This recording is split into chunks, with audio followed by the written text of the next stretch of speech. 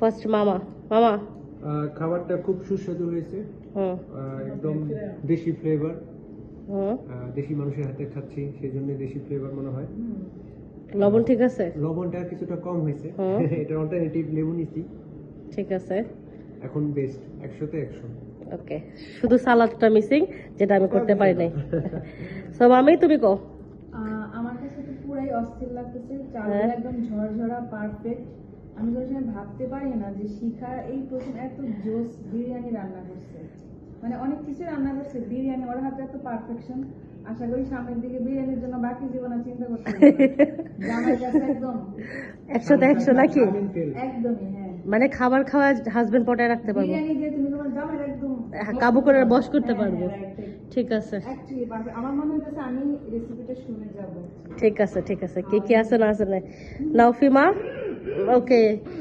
আমরা আমরা এই সাইড থেকে নিব, দূরের থেকে নিচ্ছি। হ্যাঁ হ্যাঁ, পারফেক্ট না, কোনো মানে পানি পানি পুনি সব পারফেক্ট, রাইট?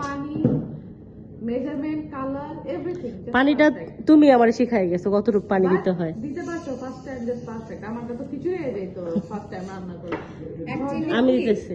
ভালোবাসার মানুষের যাই রান্না করুক না কেন সেটা পারফেক্ট। তাই ফিমার এখন শিখা যাই রান্না করছে ফিমার কাছে perfect। তুমি কি এটাতে একমত? হ্যাঁ, একই।